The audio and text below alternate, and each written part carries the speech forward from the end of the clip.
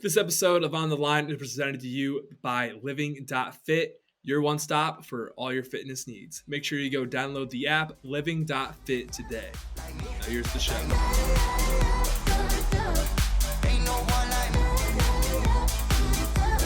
Welcome to On the Line. Today is Friday, January 7th.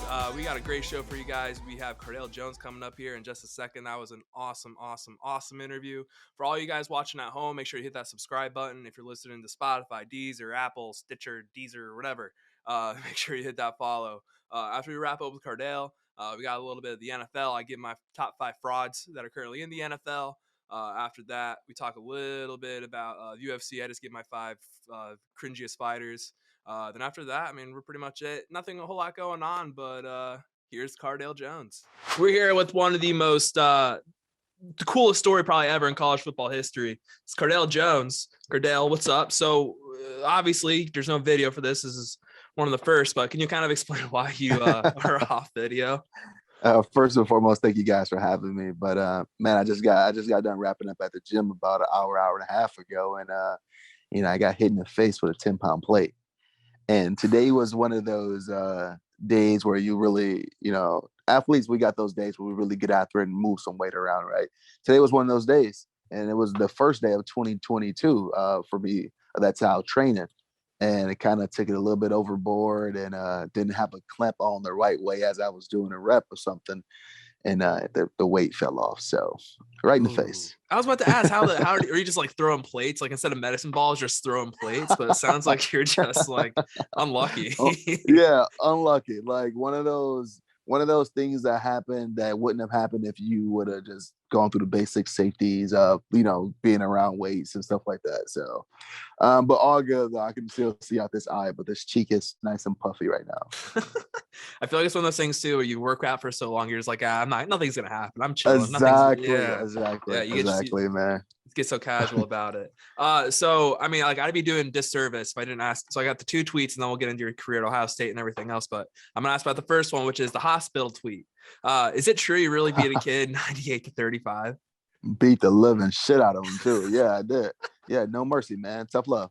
These kids gotta learn their lessons through tough love, in my opinion. But yeah, you know what was funny about that whole story, man? A kid named Jared Foley, man. I became very fond of Jared because of his spirit of things he was going through at the time, and still was just a larger than life personality and someone with a huge heart. Ironically, as him going through the issues he was going through with his heart, at that age. But yeah, I smoked him, man, and I got a chance to meet him. I think it was like, I want to say a week or so before we played Alabama in the first college football playoff. And, we kind of hanging out talking, and, he's a big Pittsburgh fan. He hoping I play in Pittsburgh and all type of stuff like that. And it gets to a point, we look up, it's freaking 10:30, 11 o'clock at night. And they're like, yeah, what you usually doing at this time? And I said, man, honestly, I'm playing video games at this time of night, So he was like, yeah, well, I had NCAA. And said, you want to play? I said, of course I want to play. That's the game I was going to go home and play anyway. So thinking about NCAA at that time was the only one that I was on as a student athlete. So I thought it was pretty cool. So we get ready. We setting up the game. I think he picked Georgia as his team as well for his college. And as I'm looking at his family, I said, hey, you guys expect me to let him win? They're like, oh, no, don't take it easy. He's really good at this game. He's really good. And I'm just like, how good can he be? I'm a freaking savage at this game. So long story short, he freaking take the opening kickoff to the house on me. And like literally over 100 yards from his family. Like, yeah, I told you he's pretty good. So I went from being kind of like some Lexico Days was playing. And I'm like, you know what? Let me put it on this kid real quick. So I crushed him. It was literally real life. Like you're just kind of chilling, playing the game, like the sit up. Like, oh, okay, we got this. Like, exactly. This is for real. You guys, yeah. All the gamers know about that sit up. It's real though. That's a real life Dave Chappelle skit. Like, you know what I'm talking about on the Chappelle show, where he just beats the shit out of that kid in the basketball game. Yeah. But that kid was like, I mean, it's only a skit. That kid was literally like freaking dying in that skit. But Jared was just going through a tough time. He's okay. He lived after that ass kicking. I tell you that. At least he lived. So I'm assuming you saw other kids after that. Did anyone ever challenge you again in college football after that, or was that kind of the end of it? That was kind of the end of that. It's funny because like when that came out, all my teammates at the time, they were tweeting about it too. They was like, dude, why would anybody play Cardale in video games? Like, especially a football one. He's like unbelievable.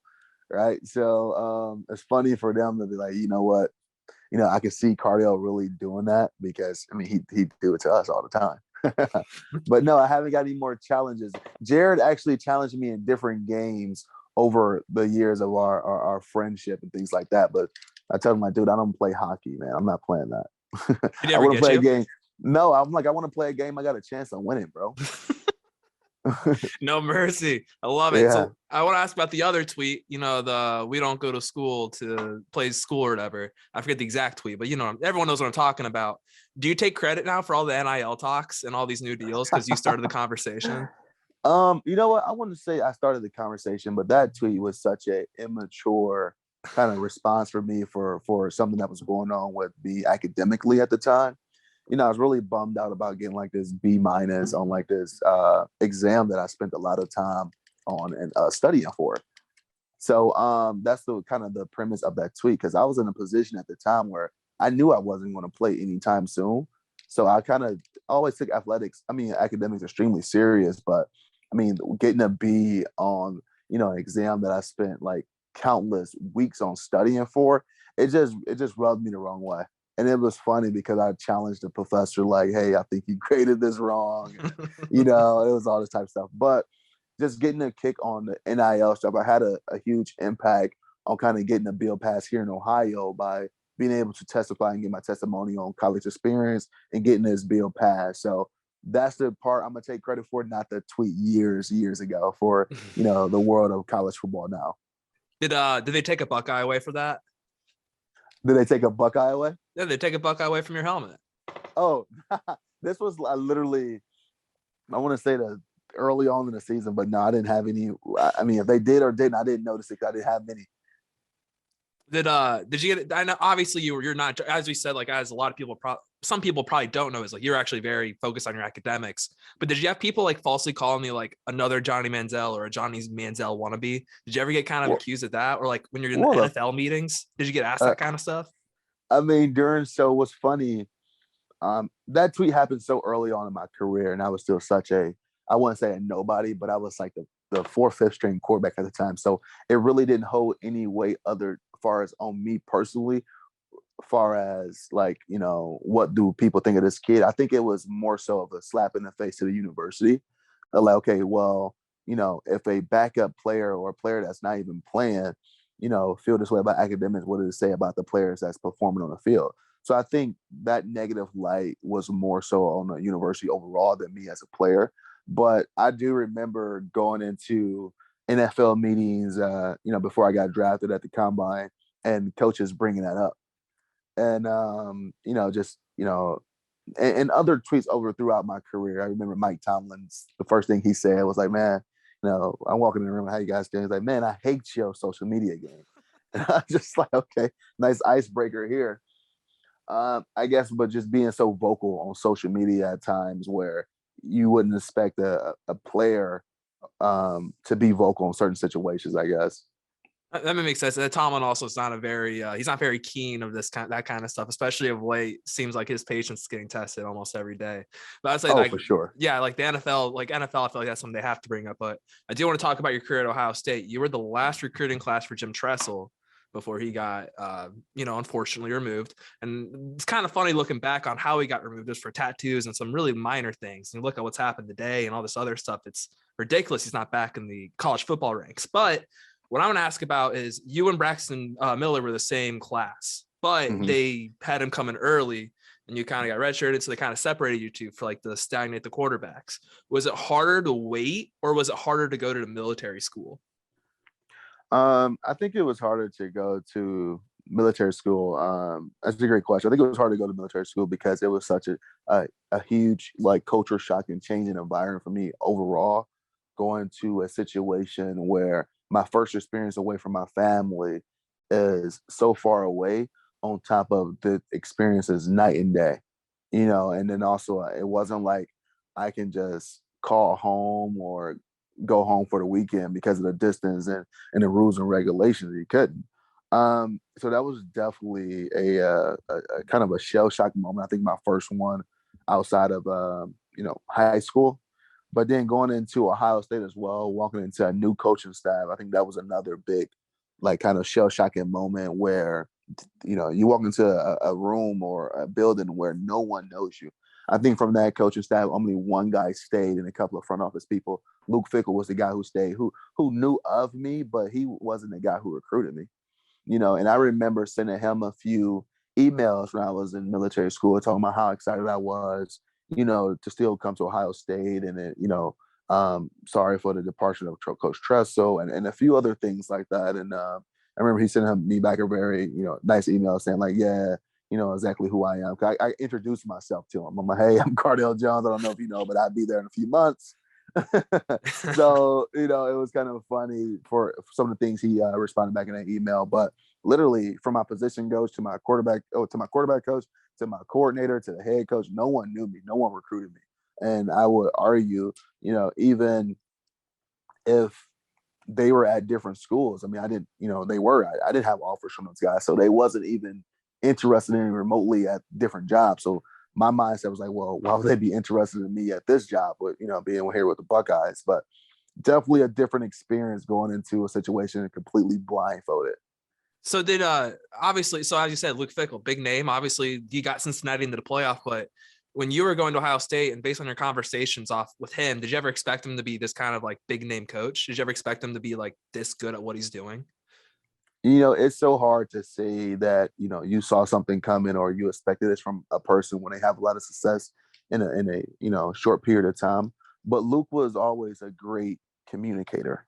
And I think that's one of the biggest things with coaching. If you can communicate and relate to your players and understand is no one right way to do something to get the job done.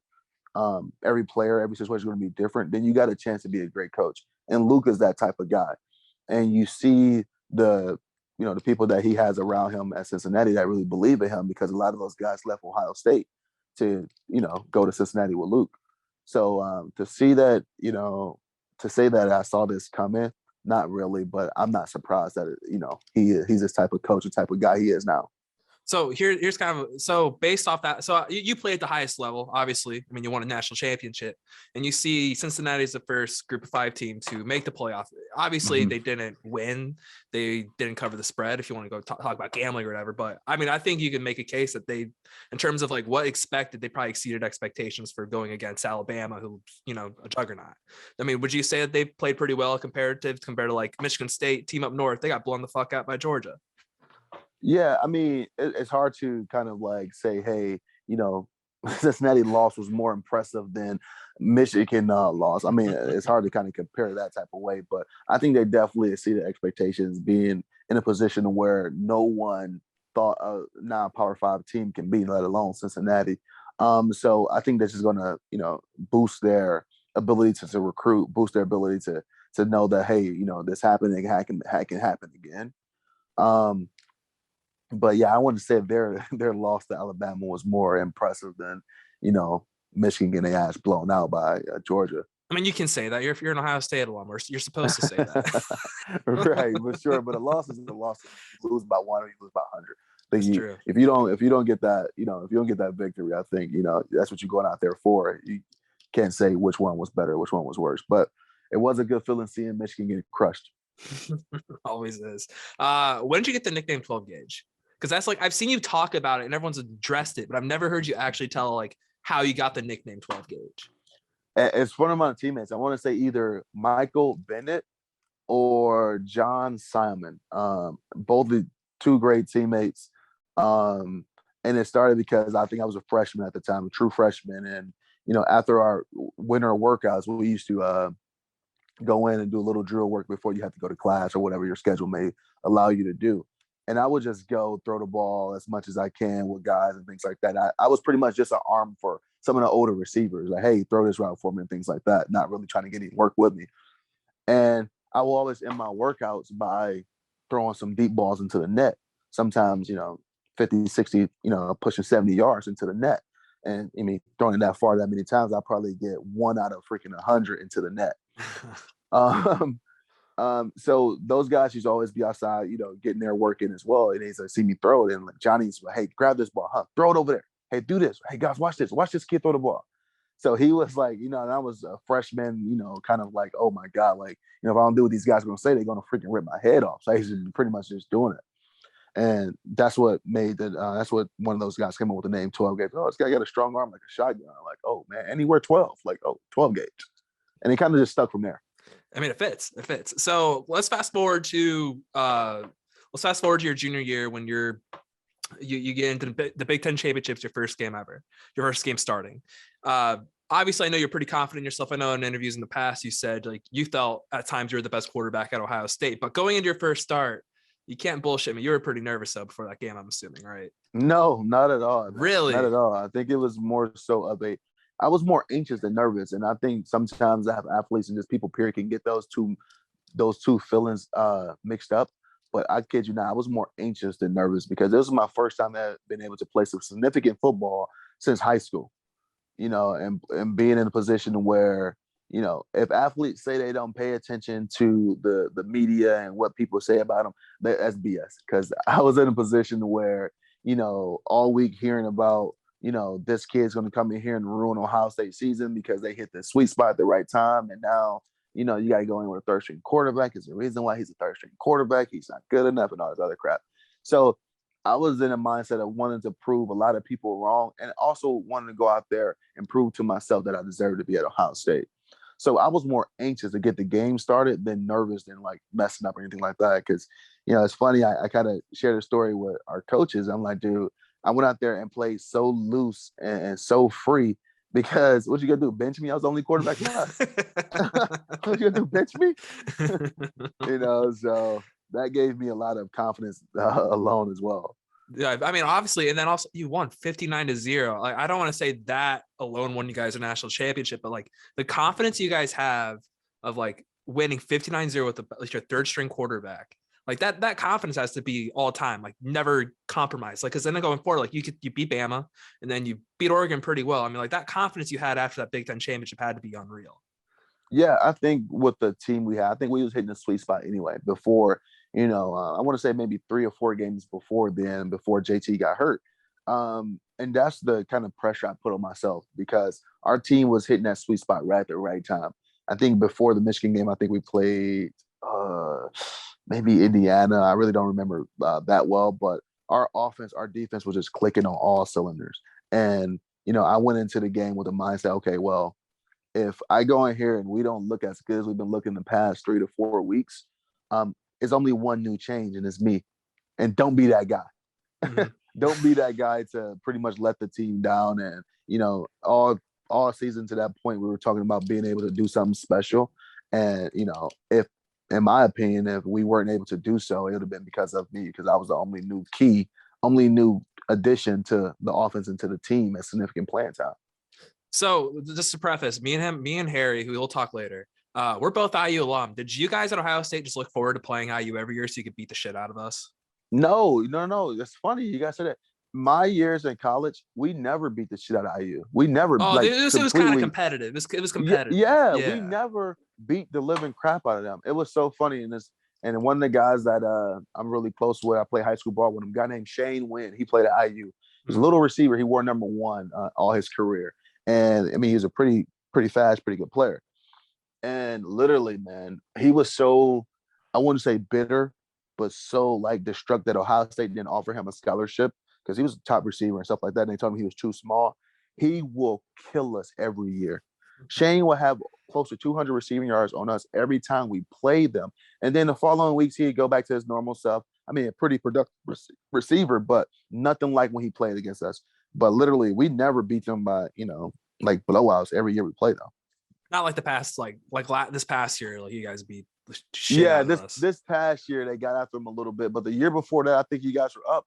I want to say about 14 going into halftime. Yeah, they've been competitive. They've been competitive. Yeah, and then people don't give IU enough credit. I'm like, dude, IU is that definitely when I think Coach Wilson, I think his name, before he came to Ohio State. Dude, it used to be the top office in the Big Ten and top 10 offices in the country. Ohio State, IU was in the same conversation. So, I mean, don't sleep on them. Well, I know we I'm never not did sleeping on personally. them. It's just like we know we're not a football school. Like last year, like it was great. Like we were competitive. Like we were really good. It's Yeah. just I understand. Like I'm actually growing up, I was actually an Ohio State fan. Fun fact, because half my family's from Ohio, so it's one of those things Oh, where nice. yeah, kind of not really a sick bag, you know. I don't know. But like no, so I was an Ohio State fan. So whenever they play IU, it's like I never had bad expectations. Like, well, if Ohio State wins, it's not that big of a deal for me, not that big of an issue. But no, it's cool. No, it's one of those things. I use the growing program. It's always fun, but there's also years where we were just dog shit, and I know Ohio State would always just dog us. And so like this year we had a down year, so it was kind of going back to the old days of IU football. But I want to talk about. So you won the national championship, obviously, and there's a lot of questions. Are you going to stay? Are you going to go? Are you go like what are you going to do? And obviously you decided to come back to Ohio State, but didn't you want to like leave and go to the draft and something held you back? No. I never had a thought of even going to draft. So back then, so that was the first year of the college football playoff, right? And then Yeah. what the NFL and the NCAA didn't understand or didn't, move back was the day to declare.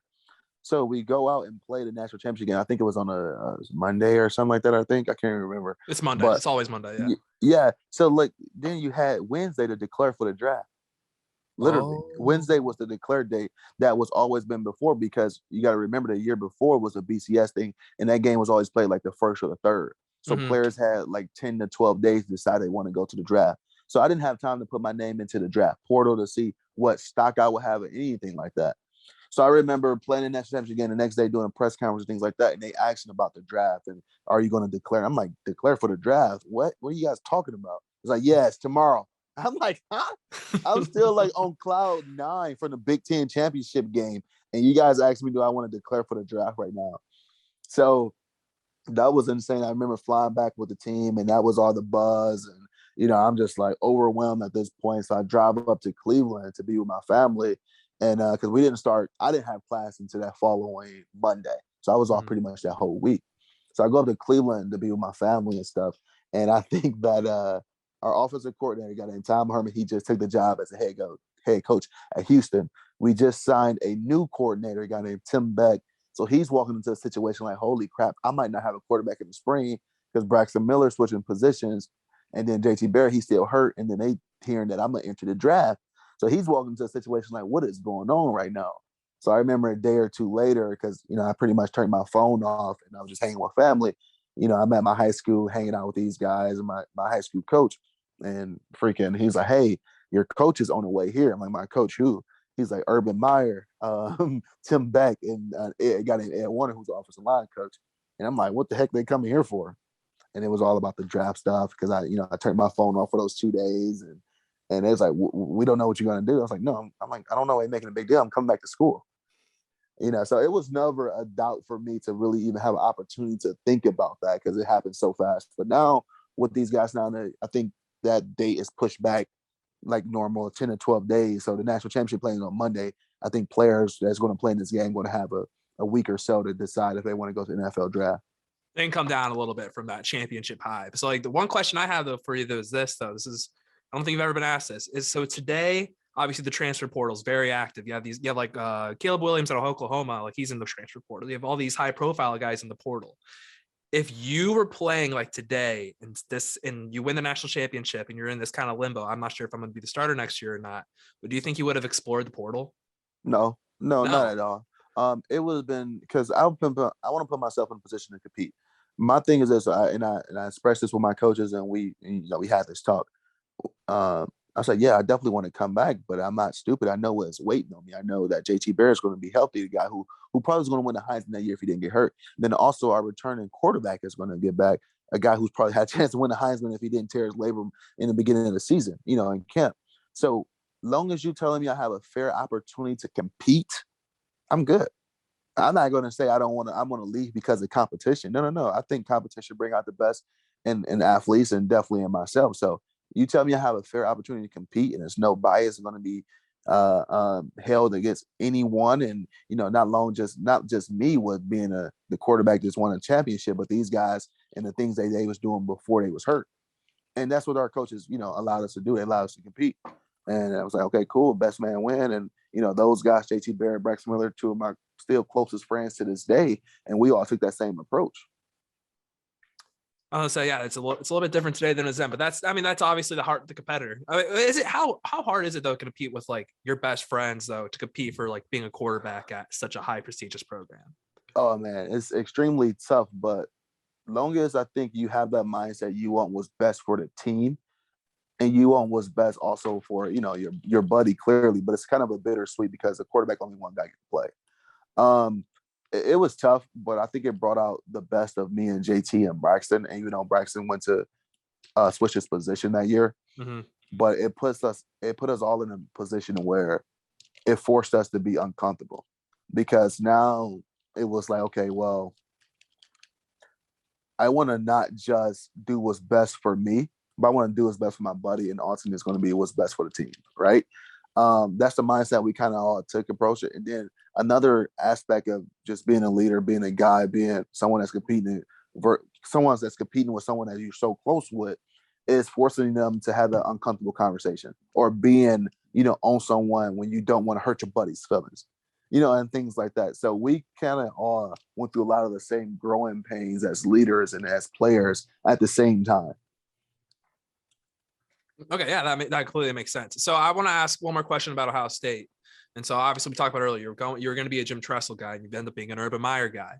What, obviously you didn't play for Tressel, but based on what you knew of him and how you played with Urban Meyer, like what was the biggest differences between the two programs? Not being able to really have an opportunity to be a part of the Jim Tressel's program, just knowing what type of person he was, and some of the things that the players raved and loved about him.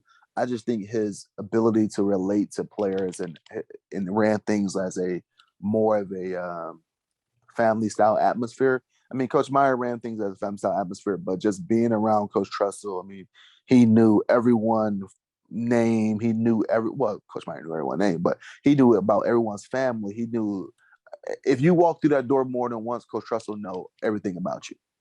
And he was just that type of person. I think that's what naturally gravitated me to him and his staff as I was getting recruited. So I think those the major differences between those two coaches and the way they ran a program and the way they got players to respond to their style of coaching. I think there's no right or wrong way to be a coach or to run something, but they definitely are night and day the way they go about situations.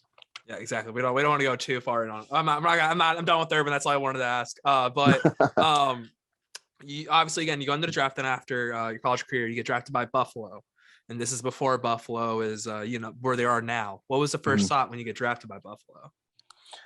My first thought was like, okay, I want to really see if the Buffalo wing is different here. But no, I was excited because it was a team that I went to. I visited them. They flew me in for a visit, so I got to kind of know the coaching staff a little bit. And I was always a fan of Rex Ryan because of the way that he just interact and his demeanor and the way he carry himself. I mean, he's such a guy. When you look at a head coach that say some of the things or do some of the things that he do, you like, man, I would love to play for a guy like this. And you can tell he's a player's coach. When I say player's coach, I mean do any and everything for his players. Jump on a grenade for his players if he had to. And that's what I kind of knew about him from afar, and having an opportunity to be coached by him, just for a year, even though he's a defensive guy, spent more time on the defense and, rarely with a rookie quarterback. It was pretty cool. So and then definitely going into a quarterback room with a guy like Tyrod Taylor and EJ Manuel at the time. I think at the time we were the only, all black quarterback room, in NFL, which also, it had its own experience with that and was something to say about that as well. So it was definitely a fun time in Buffalo. I mean, we didn't make the playoffs that year, but some of the relationships I built with some of those guys, LaShawn McCoy, Tyrod Taylor, Robert Woods, and a couple of the guys I got drafted with, and then also being drafted with a former teammate, Adolphus Washington, that was also a pretty cool thing as well. Helps a little bit when you know someone going into the team. It helps a little bit. How did Yeah, a little bit. just a little bit. What was I'm just kind of curious. I know everyone talks about how great some of these like big program college football facilities compared to the NFL. So like how did Ohio State's facilities compare Oh, to there's that? no comparison. No comparison? There's no comparison because I mean, but with colleges though, they do that. I mean, they got to do that shit to recruit. Yeah. NFL is like we will recruit you or paying you. Know? I mean, okay, we got what you need, but it ain't gonna be. It ain't always got to be the prettiest and all the, like freaking. They got Clemson got a freaking sliding board in their facility for what? Just to say they got a sliding board because it's for recruiting. But no, colleges that's where the bread and butter is spent because that shit helps with recruiting. Okay. But it's no comparison. I mean, night and day. Okay. I know it's like I know again, I'm from Indianapolis too. So like watching Hard Knocks, I see like the Colts new facilities. I know before, I'm not gonna say it was a shithole, but like it really wasn't that nice. I'm seeing it now. Like you can see their advancements, but like you see all these college facilities, like they're night and day, like so much nicer. It's crazy. Yeah, for sure. Don't get me wrong. The NFL got some nice facilities, but when it comes to like really trying to compare the two, it really don't compare. In the NFL, you're dealing with a lot less guys as well when it comes to what you need, as far as different things and stuff like that. And a lot of guys take a lot of time and effort and energy and spend their money on their bodies outside of the facility anyway. So the NFL, I don't think invests as nearly as much money. It's a lot of money still, but nearly as much money into the facilities like a college do. Yeah. So what was it like to get traded? Like that was that the first time you really realized that the NFL was a business and not just like or like was that the first business decision or was that like No, that wasn't like my first personal business decision or being a part of something like that, a business decision that I had no um say in, but I understood it and I liked it. I mean, to be honest, because I was going with a coach I had experience with, a guy named Anthony Lynn. He was the coordinator in Buffalo the year before. Mhm. And I kind of stayed in contact with him because I really grew fond of him. He was, had Cleveland ties and stuff like that. So when he got the job, I remember, speaking to him like, hey, like, congrats, happy for you, all this other stuff. You're going to make a great coach. And, this was like, I want to say February, right after the season ended, when he got the head coach job with the Chargers. And, he said something, I'm thinking he was just being nice and like, hey, I'm coming to get you, right? So I'm thinking like, okay, whatever you say, because I was going to another situation with new coaches and stuff like that. With McDermott coming in, I was there with those guys with OTAs. The funniest thing about being traded, I reported to camp in Buffalo the very first day, and the very first day of camp is your conditioning test and all that other crap. So guys, everybody, no matter what, we all dread the conditioning test because no matter what you've been doing, you always kind of question, like, are you going to be ready for it? And usually I never met a guy who failed a conditioning test. No level. But it's always that little doubt in the back of your head. It's like, man, this is your first impression of camp. Like, you got to do something good. So I crushed my conditioning test. And I'm not a big time conditioning guy. Like, I never felt like I was like dead tired of the game or doing a drive where I could not, run the next play. But during some conditioning drills in school and in the NFL, I'm just like, this, man, I might die. So you always got that in the back of your head. And I go out and smoke my conditioning test really well. And I get traded that night. So Coach Lynn calls me. And the first thing I tell him, I'm like, hey, listen, because the Chargers didn't report to camp yet. I said, hey, listen, I already did my condition test. I passed.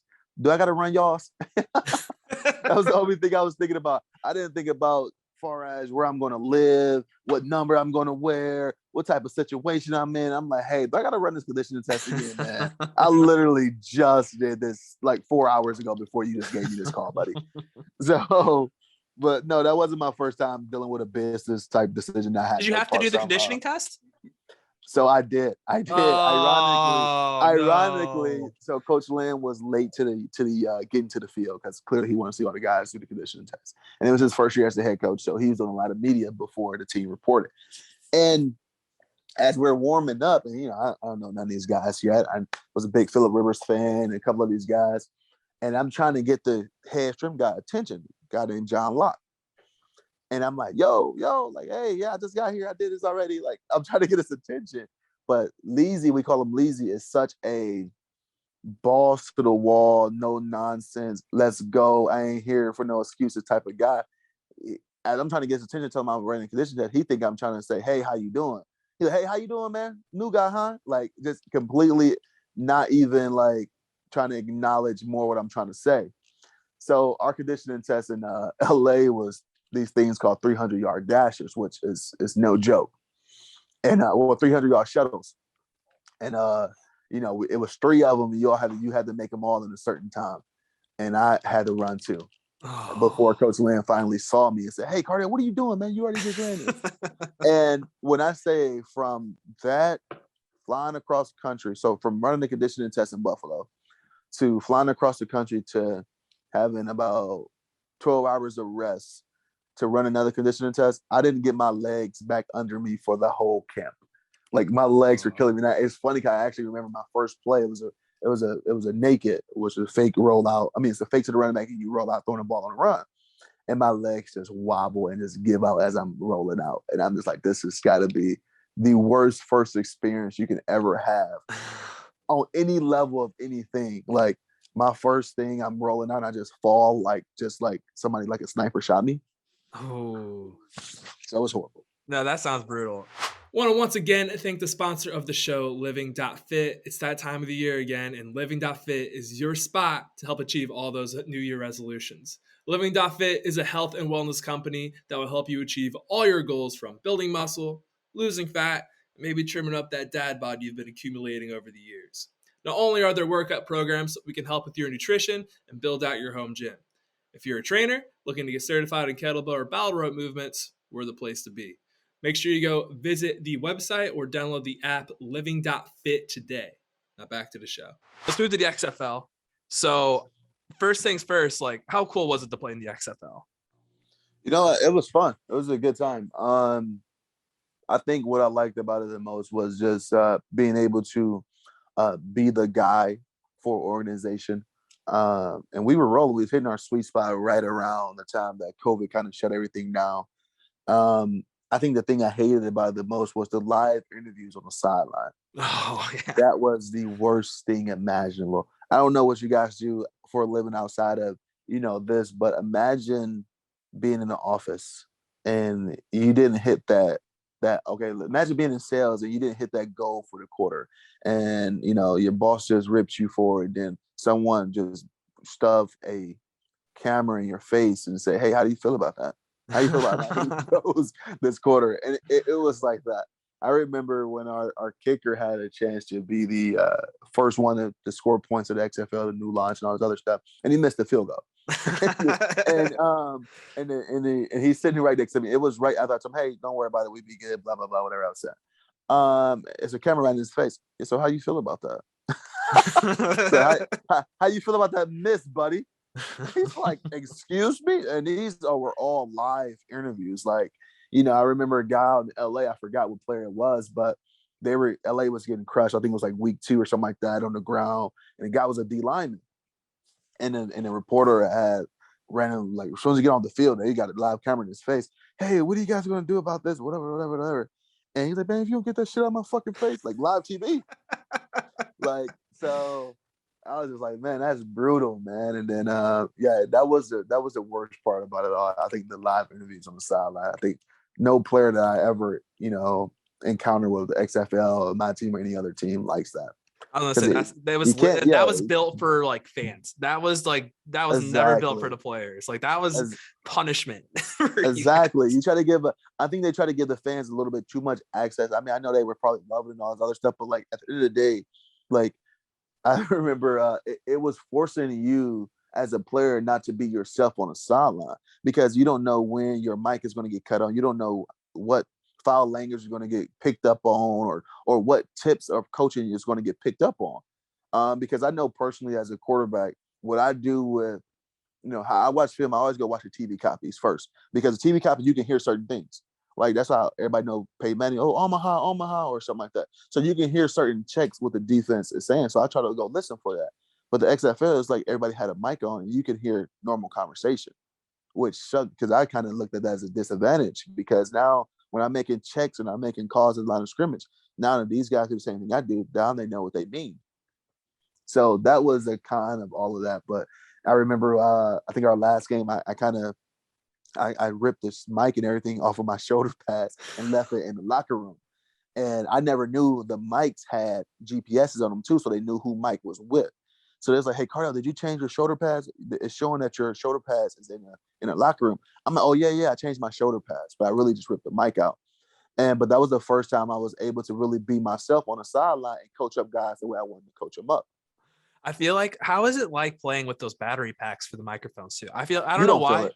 That's what I was gonna say. I feel like, you don't because feel I any of see that it like stuff. in people's like butts and stuff. I'm like, I feel like if you get hit hard and you fall on it, like what if Oh that shit yeah, breaks? no. You don't feel any of that stuff. It's so tucked into your shoulder pads, and they do a really good job of really tying it in and tucking it in and taping it and padding it, make sure it's no like real difference in clearly your mechanics or anything to do with your equipment. So it's hard to tell it's there, honestly. Okay, that was one of my biggest And things I they, always wanted yeah, about mic'd up. So I feel like that would be well, obviously it sucks you're mic'd up because you can't, as you say, you can't be yourself, but also then you have this piece of like equipment on you that, like, I don't know, always thought could break, but apparently not. That's good. yeah, That's good to know. it's really, they do a really good job on all that stuff. So when it comes to the mics and just being able to have some access to guys like that, but no, you can, yeah, you can't feel or anything like that. So just curious, like obviously, as you said, XFL gets hit by COVID. It's defunct down until 2023. Got the USFL coming back next year. Are you coming back? You know what? I don't think I'm gonna come back for that. I do have dreams and hopes of to continue to play professional football. I'm actually getting ready now to throw at Ohio State Pro Day, so hopefully that gives me some decent exposure with NFL teams again. And then I think that XFL is hosting a combine in June or July. And then, if I'm not on the NFL roster by then, I'm going to definitely take advantage of that. And I would love to play in the XFL again. So the game plan then is NFL, then XFL, no USFL. Yeah, for sure. I think the USFL, trying to get involved with it right now is like kind of been too late for me. Mm-hmm. So my focus right now is just being ready and being in shape for this pro day, and then see where that leads to. That makes sense. Love it. I would say XFL is like the cool one. It's a cool league. And also it was working too in terms of like numbers and all that. Like it was actually working. And that was the coolest thing. For sure. Yeah, that was like the coolest thing about it, because it gave you football all year round for the most part. Because it was, it wasn't like we was competing for airtime with NFL. It was during a unique time in the NBA season where, it was right before / the All-Star break. Yeah. So, me personally, I don't start watching really NBA games unless it's a good one. But like die hard watching games, I'm not watching it until after the All-Star break. That's how I am too. Like honestly, nothing really matters until around then, March, April, because a lot of the teams that are going to win the championship don't really even try until then. So exactly. So yeah, it goes NFL. Then you got like the All-Star break, all that kind of stuff. Then right after Super Bowl, you get into college basketball mode, and then you get into the playoff. Then you get into NBA. But then if you have the XFL in there, you never have to deal with like that little gap between the March Madness and the playoffs. It's like exactly. Because our season started in February. I think we was going to end right around April.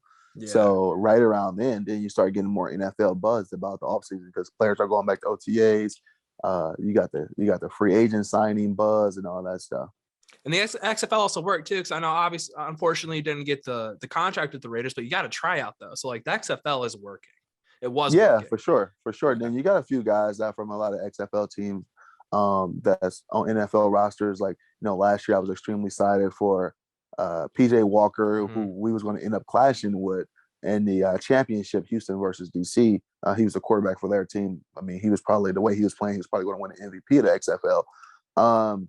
But he got an opportunity to start last year for Carolina, I think 1 or 2 games, but won both of them and played in significant time, and played in a few games this year as well. So that's pretty cool for him, kind of taking that XFL journey and kind of like starting into his young career.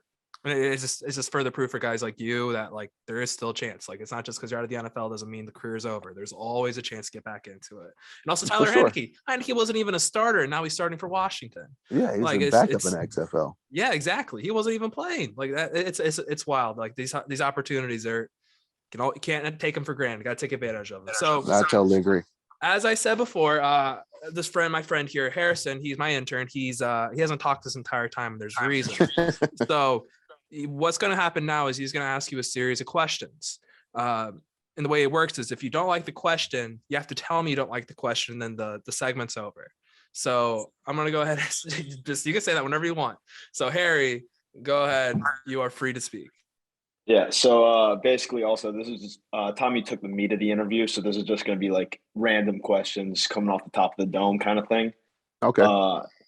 So obviously, playing Columbus for Ohio State, that atmosphere was completely different from anywhere else in the country, I would say, except for maybe Alabama. But what was your favorite away day atmosphere in college? Like, what stadium did you really get the best vibes from? Best campus kind of thing. Where do you enjoy the most playing away from Ohio State? Virginia Tech so far. I mean, Virginia Tech by far. I had an extremely unique college experience because I really didn't start against too many Big Ten teams. And then in the away games I would have played at, I'd love to play at Penn State. I'd love to play at Michigan. I'd love to play at Michigan State. Would have been great. But going into Virginia Tech the following year after we won the championship, and it was the only team that beat us the previous year, and they beat us pretty good in our house. And all freaking pregame, they were playing the highlights of the game from the previous year when they was crushing us. And even with their fans, they was calling themselves national champs, and they, had interviews with the players after, after the season or before that game, where they was talking about playing us, and they would say, "Yeah, we should be the real national champs. We the only ones beat them guys." I'm just like, holy crap, they players about like that. But that environment, internet stadium, and having a chance to watch them enter that stadium, and that thing was rocking from beginning to end. Enter Sandman's so cool. That's one of the best traditions. Like that's so cool. Oh man. So now that we're in 2022, a lot of big stuff happened last year, obviously.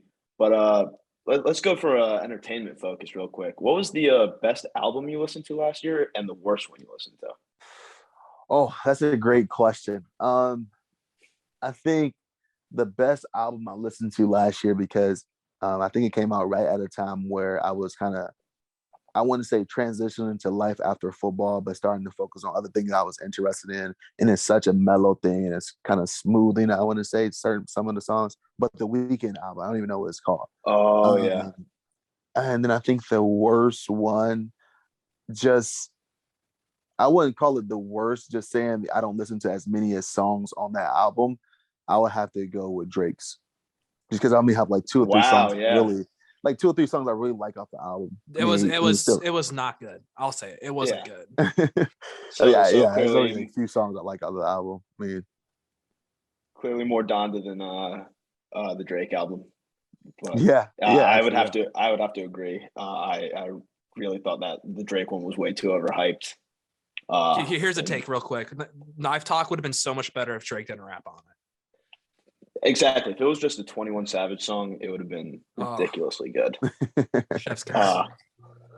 But staying with entertainment real quick, have you seen Spider-Man No Way Home yet? It's been like spoilers. The biggest.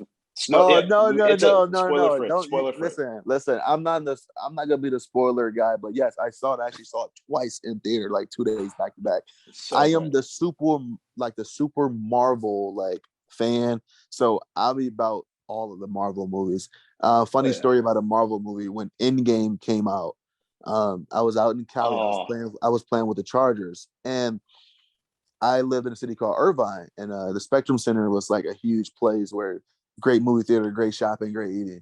And it was like in walking distance from my place. So I would go to the movies there all the time. And I remember the night before it came out, because you can see movies like on Thursdays, the day before they come out, like a Friday. Yeah. And every show was sold out. And these theaters hold like freaking, 100 plus people. Everyone was sold out except the one that started at 2:30 a.m. So I had bought my ticket that I think Monday or Tuesday for a show that started at 2:30 a.m. So earlier that day in practice, I got done with practice, got done my workout, did some extra stuff. I wanted to kill myself, make sure I was dead, so I can go home and go to sleep. So I literally went home after practice, went to sleep, and set my alarm for 2:00, woke up, went to the movies at 2:30 start. And from the movies, I think it was like a 3-hour freaking movie, I went straight into a 6 a.m. workout. Wow. A dedication to see Endgame and to how big of a Marvel fan I am. But yeah, I saw No Way Home twice. Oh yeah. Well, I definitely didn't illegally watch it a second time because I didn't want to go back to the theaters, but I've watched it multiple times. It's so good. It's so Yeah. So good. But speaking of Endgame, and one of your former teammates, LaShawn McCoy, do you happen to remember that whole big scandal on Twitter from when after he watched Endgame Oh, and he tweeted tweeted out the something. big spoilers? Yeah. Yeah. He tweeted Oh man, something. And that he's one was of that was hilarious. he's one of my. I'm an Eagles fan, so he's one of my favorite players of all time. And I was so happy that I had gone to see it beforehand because I would have been so pissed if I had opened up Twitter to see LaShawn McCoy just putting the biggest spoilers ever out there. Yeah, I he's actually, hilarious with that, man. That reminded me of something I did in college, man. It was the freaking Batman versus Superman movie. And oh my god, the funniest thing about it, because literally, guys, I'm telling you, I'm a big movie guy. Like, I had a teammate who's actually my roommate. We would go to the movies like on an off day, or if it's in like the summer or something like that, we had more time. We would spend the whole day in the movie theater because we would go pick a movie we really wanted to see. Like, I don't know, if it started like at 11 o'clock in the morning, and we would movie hop the rest of the day. So we would literally be walking in some movies that is just starting or just I'm like 5 minutes in. So we'll spend the whole day. I'm talking about the whole day watching like 3 or 4 movies at the movie theater. But I went to go see Batman versus Superman, the day before it came out and stuff like that. So I had went on a bathroom break from our meetings, and I know like all the other positions were still in meetings. So I would go to their door and I said, "Hey, coach, how you guys doing?" Speak to the guy. "Hey guys, looking forward to practice. Superman die at the end," and I run out the room. So I literally did that in probably every room. It was like the most funniest thing ever, man. And I would like knock on the door, and the coach comes in like, "Carter, what do you want?" "Hey, coach, can you pull up that one play from yesterday, play 32 on inside drill?" And so he'd let me in the room, and I say, "Hey, what's up, guys? Hey, watch this, guys." So Superman died at the end. I ran out the room. "Oh, you mother!" Yeah. So, oh man, did it to that's good stuff. pretty much every room. So. Oh. So going off of that though, what was your favorite movie you saw last year that wasn't a Marvel movie? Like, there's been some big ones too. Yeah. Okay, so like listen, I'm a huge movie guy. You got to give me some reminders of what came out last year. So there's like The Green Knight, The Last Duel, I think. What else was there? I mean, if you want to stick, just say recent memory. Just say recent memory. Recent memory. Yeah, recent memory since last the COVID era. COVID era movies. Let's do that. Yeah, COVID era movies. Because it all blends together. 2020 to yeah. I say just because it was the most recent movie I went to see was literally Sing 2 on Christmas. Great movie. But if I can like kind of think about some of the movies I went to go see, I really can't. I feel like I've seen everything that's out. Sick. Yeah. So let's pivot real quick. What was your the most insane sports play from the past year that you just have like stuck in your brain? Because it's the end of the year, we're doing a big review. Like, why not?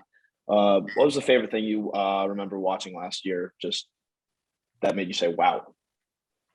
I think it was that Brooklyn Nets play, where I think Blake Griffin got a steal, threw it behind his back, and to Kyrie go behind the back and throw an alley-oop, and I think the ball didn't touch the floor.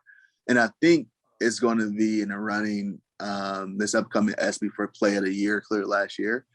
But I think it was that play because that was unbelievable. Yeah, I mean, ever since sports came back, we've been really just treated to a whole bunch of insane plays, and I couldn't be happier about that. But I got something I want to step in real quick. Cardale, is there anything from Phil Rivers' like lingo that still sticks in your vocab? Gosh darn it! literally, yeah. It's gosh darn it and shoot. Really, still sticks in my vocab. And I always send them a text message every once in a while to reminisce about something or bring up a funny moment. But yeah, gosh darn it and shoot. And it's weird. Hilarious. It is only on the football field. I would say really like I would say shit like when I just got hit in the face with that plate, shoot. Yeah. And then like literally I was throwing before I hit the weight room, and I was throwing a route and I didn't like how the guy did the route. And I'm like, gosh darn it, we gotta run at him again. Like literally, but That's so I'm dumb. telling you right now, if I'm in an environment just watching the game right now, clearly I'm using other words. Damn. So while you were playing in the XFL, did you like get the chance to meet Vince McMahon or any of the WWE guys who were I don't know, working with the XFL on that? No. I didn't. I think that would have been pretty cool, but no, we didn't have a chance to meet Mr. Yeah. McMahon. No. I feel like that's how, like, in the UFC, everyone thinks all the fighters know Dana White, and no one actually knows Dana White. Like, it's like maybe Exactly. Yeah. only the top guys know. So, like, I bet, the XFL, I bet none of you really met Vince. No, I don't think I don't think No. anyone. Yeah, I don't think anyone met him. I mean, that's why you have other people run the league because Oliver Luck Andrew Luck's dad was our commissioner, and I met him because he came and spoke to. Well, he went around and spoke to every team, and I think he was at our first game because we had the actual first game of the XFL, so he was there. I met him before and after that, but that was pretty much about it as far as the biggest name or star power as far as from the XFL front office that I met. So do you think that The Rock is going to be a more involved owner of the XFL than Vince McMahon was? Or that's hard to say how involved an owner is going to be into anything, right? Yeah. But I don't know how involved Vince McMahon was in off the scenes type things, but I can envision The Rock being more involved and hands on when it comes to a lot of different things because I mean he have a big heart for football and he played football at the U. And this is something that you can tell The Rock is, trying to do the right way, not trying to rush it to come back. So I think he have a huge, huge, huge impact on the day-to-day operations and being around games. He's gonna take good care of it. He's gonna take really good care of it. Like he's absolutely like not rushing it back so quick. Like he kind of shows like he's willing to be patient with it, which is pretty good testament. I mean, he's The Rock. Everything he does is amazing. So that's actually a great point. Everything he does is pretty good. Yeah. At least it makes money. So, it may not be good, but it makes money. Yeah, it's fun. You're gonna have a great time with whatever happens. Exactly. Let's do one more for our Cardale, and then we'll let him off the hook. All right. So while you were back at Ohio State, what was your favorite spot to go with your teammates just to like relax after a game or after a practice, have a few drinks, maybe have some food, something like that? So it was honestly, ironically, it was actually my small ass of college apartment. Really? Because me and my roommate, we had both of the game systems. It was Xbox and PlayStation 4 at the time. We had both systems. We had fairly one of the nicer apartments. It was a little bit further off campus, but I mean, it was a place where everyone saw value in because it was a place where we can kind of get away to. And then our go-to meals used to be Roosters all the time. I mean, it was right. Nice. Roosters is a kind of a like a sports bar-ish type of place. Huge here in Columbus. The food is unbelievable. So that was our go-to freaking, and it's like, it's probably about 10 or 12 of us throw in, $20-$30 a piece. And, it's like we having a feast over there. Oh yeah. Nice little post-game Sounds like meal. a great time. Nice little post-game meal. So exactly. Before we let you go, obviously you're a Heraldry college football star. You won the first ever college football playoff. Who do you got on Monday night? Oh man, I think Georgia's going to get these guys. I think Georgia is extremely hungry from losing that game, in the SEC championship and the things that they corrected versus Michigan. And it's hard to compare Michigan to Alabama's offense, but you can tell these guys got a different look in their eyes. And I think that discomfort that they have from that championship game is going to carry on to the national championship game, and hopefully the results are different for them. I hope so. I want a new champion. Just looks better. I don't know. It's good for the sport when it's not just constantly one team winning everything. But anyway, Cardale, love having you on, man. You got to come back on sometime later, like in the summer, spring, sometime like that. Yes, we'll have you on. With that said, man, what if there's anything you got going on you want to promote real quick? Like, feel free to promote that. Oh man, I mean, I appreciate it. Other than what I'm doing now with student athletes, helping them manage NIL opportunities to start an agency. That's pretty much about it. And it's, like I said, getting ready for this pro day and, maybe having another opportunity to be on the field slinging the ball somewhere. So I appreciate you guys for having me and definitely look forward to joining you guys again. Oh, can't wait. Thanks for coming on. Yeah, thanks for coming on. So for us, for Cardale, I hope your eye gets better. Oh yeah, Yeah. I'm about to, as soon as I get off this call, I'm gonna go grab those frozen peas and put it right on my face. You need it. You'll need it. Anyway, for all of us here, we're out. Peace. Appreciate it, guys. Thanks for having me. Appreciate you, Thanks, Cardale. Cardale. So that was a pretty kick-ass interview with Cardale. Always fun talking. Oh, yeah. Great guest. Hell of a time. Good luck to him. Hopefully he gets a shot in the NFL. We'll see what happens. Worst case is in the XFL.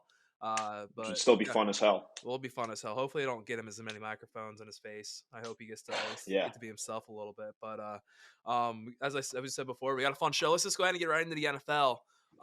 First things first is last show. I'm gonna pat myself on the back here. I said the real reason Antonio Brown quit on the team was because he wanted targets. He wanted to get those incentives, and it's been pretty much confirmed that's what the reason was. So no big deal. 1 for 1 on my stupid 1 for 1. predictions. Oh yeah, no big deal. I mean, isn't that why he left the Steelers and obviously not the Patriots or the Raiders, but isn't that why he left the Steelers? He felt like he wasn't getting enough targets. Yeah, some bullshit like that. I don't know. He's also he's a little whoop, but yeah. I wish it was a smooch, but it's not the smooch. It's whatever. Anyone who could get the haircut like the cube shape. It was the blonde mustache is really what gave it away for him. Oh my god, I forgot about that. That was what gave it away. All right, so let's just go on ahead and get into Fraud Friday. So let's start number 5 of Fraud Friday. It is the Arizona Cardinals. I mean, I don't know what else I need to really say. They've only had 1 win in the past 2 seasons in the month of December. We are in January. We are in January. They did get a 1 win in January, so maybe new year, new them. I don't know. We'll see. I don't trust them. I think their coach is a stooge, but let's move on to number 4, the Tennessee Titans. I know they're getting Derrick Henry back, but no one likes the Titans. No one wants them to win. I'm just putting them there just because I hate the Titans. I'm a Colts fan. No one likes you. Number 3, the Bucks. So number 1, they did free AB. So congrats to them. They freed him, allowed him to be himself. But also, I think their past defense. I don't think they're very good. No, I think they're kind of fucked. They lost Godwin. They don't have AB. They're not looking good going into the playoffs. They kind of not struggled, but you let the Jets score a lot of points on you. That's not a good sign. Yeah. But it's all matchup based. If they play any team that runs the ball and can't throw, like the 49ers, Eagles, they're gonna win. But if they play a team like LA again, or a team or like the Cardinals, they're gonna lose. Done. But they're the Bucks, big frauds. Going to number 2, Cliff Kingsbury, massive fraud. Oh. Massive fraud. I think he's a terrible coach. But here's the reason why. I think he gets a huge brick of cocaine at the beginning of the season, and that's why they win so much. Is because he has all this cocaine. At the end of the year, he's out of cocaine. Yeah, he's out of cocaine, and he doesn't know how to fuck to operate, and he just can't do anything with the game. So he's a fraud. Get him some cocaine, something. He's too pretty to coach in the NFL, but he is a fraud. I don't even think that's a hot take. I think everyone would agree with that. No. Man has been riding Sean McVay's coattails since he's entered the league. Honestly, he's riding Sean McVay's coattails. I don't think he was ever with Sean McVay. I mean, he's riding the hype of the Sean McVay train. I think he's just lucky he has Kyler. Kyler Murray. He's just a young guy, looks good. I see he should know football. I don't know. He's lucky he has Kyler Murray. Anyway, that is very true. Yeah, that's the big thing. That's a big. And D-Hop. And Hopkins was a great addition. He's very lucky. Bill O'Brien's a fucking idiot too.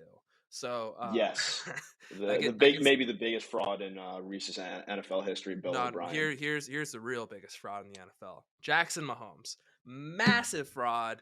No one would know who Jackson Mahomes is if it wasn't for his brother Patrick. And let me tell you something. Before I didn't want to reveal this earlier, but I think I know why the Chiefs lost this past weekend to the Cincinnati Bengals. Take a guess. Why'd they lose? Is it because Jackson Mahomes did some dumb stuff? No, it's because Jackson Mahomes was at the game. During the winning streak, he wasn't at the games.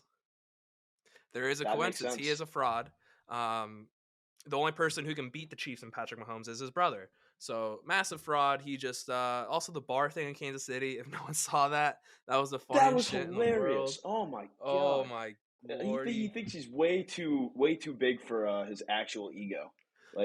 And I still haven't forgiven him for the whole Sean Taylor incident. Yeah, that was Never gonna I forgive don't him know for what he that. was thinking. He curses. I just hope he doesn't curse his brother because I like watching his brother play. But anyway, I wanted Patrick COVID to be Mahomes the number dope. one fraud. Yeah, I wanted COVID to be the fraud, but I might be a Yeah. soldier. I might be battling the COVID. We'll see. Mm. Prayers for me and everyone around me. I don't want the vid. I don't want to be a soldier, but god damn it, this might be my flu game.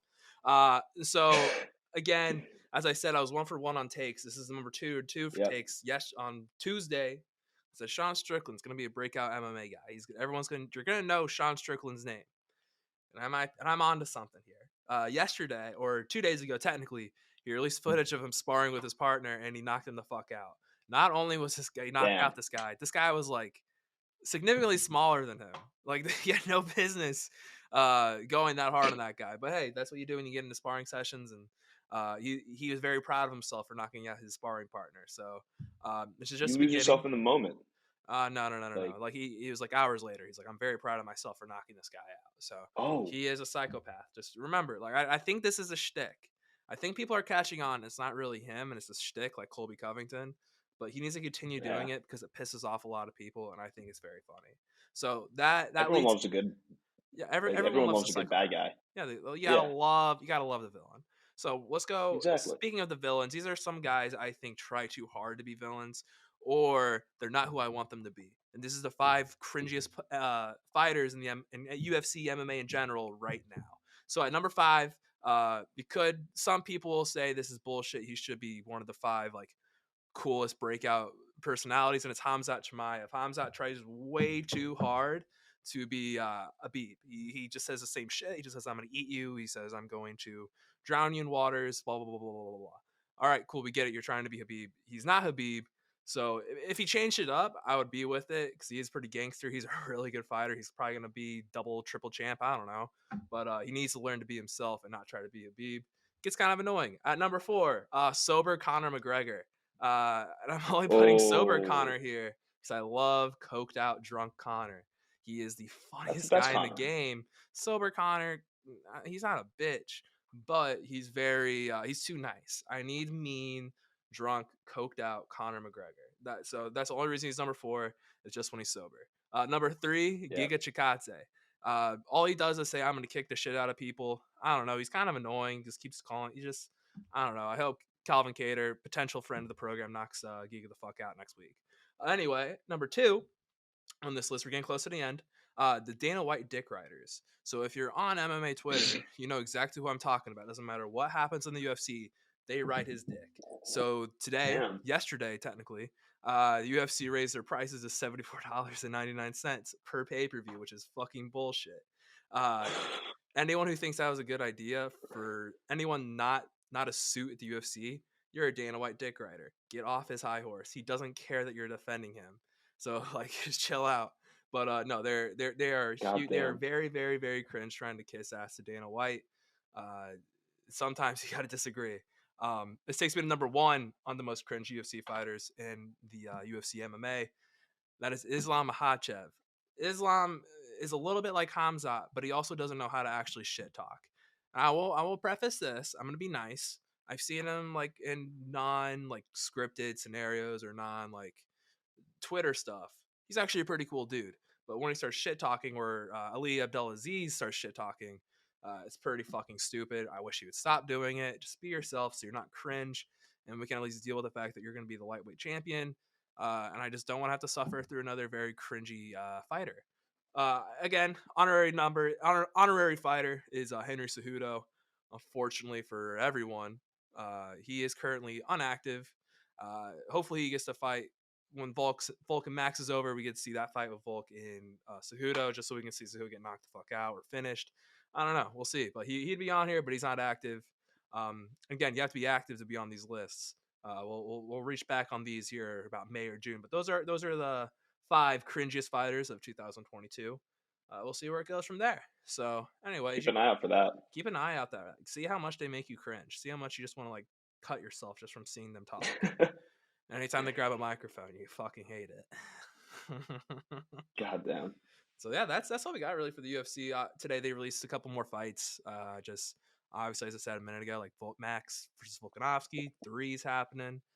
Really hope that Max wins so we get a fourth. That would be pretty badass, but it sucks for the featherweights. Then we had the Peter Yan Aljamain Sterling is announced that same card here in March. That's gonna be a fun fight. Pretty excited about that one too. Again, storyline I like Peter Yan. I think he's probably the pound for pound best fighter in the whole entire sport. But I want Aljo to win because it'd be really funny to see everyone explode on Twitter after the whole illegal knee fake champ shit. It'd be peak comedy. That's what everyone should be cheering for. So that's all you got really for the UFC this week. Next week is fight week. Can't fucking wait. We're back. Not only that, but we got NFL playoffs. I mean, we got sports are Huge week. Oh, it's fantastic. And before we go, we got to talk a little college football real quick. We did talk to Cardale, talked about it a little bit. I mean, as we said, Cincinnati looked like they belong. Michigan kind of looked like shit. You got Georgia and Alabama. Cardale, as you all heard earlier, he has Alabama. I mean, he has Georgia. Sorry, I can't bet against Saban. I hope Georgia wins. I don't know how you can pick against. It's like betting against Belichick. I did that 3 weeks in a row and won all. Like the spread or something. Yeah, I bet on the Colts. Well, no one cares about Belichick in the playoffs. Oh no, I'll never do that shit. Yeah, ever. Well, actually, that's cap. I bet on the Titans to beat them way back Brady's last year. But again, no one gives a shit about your bets. But exactly. Yeah. But to be going against Saban, it's just not a good idea. No, I do hope Georgia. I hope Georgia wins, but they're not going to. I don't. Fingers crossed, but it's Alabama. Like you never bet against Alabama in the college football championship game. They just always find a way. Saban's just so far in Kirby Smart's head. That's the real thing. He's in all those former coaches' That's all. heads. That's why Urban was able to beat him. That's why Dabo was able to beat him. They weren't like coaches under Saban. If you coach under Saban and you like play him later on, you're gonna lose. It's over. It's over. Yeah, you're not gonna beat him. Yeah, so that's memories of 2018. That's when they played each other in championship game, right? Last time that massive comeback. That's got to be going through his head right now too. So yep. It's not a good look. It'll be fun anyway. Yeah. So obviously we've been kind of short the past 2 weeks. As we said, like this is gonna be more UFC based. There's not really been anything going on. As I said, we had a couple fights announced, but once we get into the fights again, we'll start getting more into the drama-filled reality TV show that is UFC. So with that said, Harrison, what do you got this weekend? You're going back to school. I'm going back to school, flying back on Sunday, heading back out to Bloomington. Excited, and hopefully get to watch the Eagles play Saturday, so I'm gonna be able to watch that game, which I'm really looking forward to. Even though probably not gonna start our starters, just want to see him beat the Cowboys because I hate the Cowboys. Fair. I'm gonna be battling a disease. I'm gonna be battling a pandemic. Potentially. Yes, sir. Potentially. I'm a soldier. Well, you got that boost. You're all good. I'm a soldier. We'll see what happens. Anyway, so that's pretty much our show. Let's have a weekend. We'll see you on Tuesday. We got JT O'Sullivan, maybe more. We'll see. Maybe Brian Kelleher, former friend of the program. We'll see. Trying to work that out. We're supposed to interview him today. But, I got him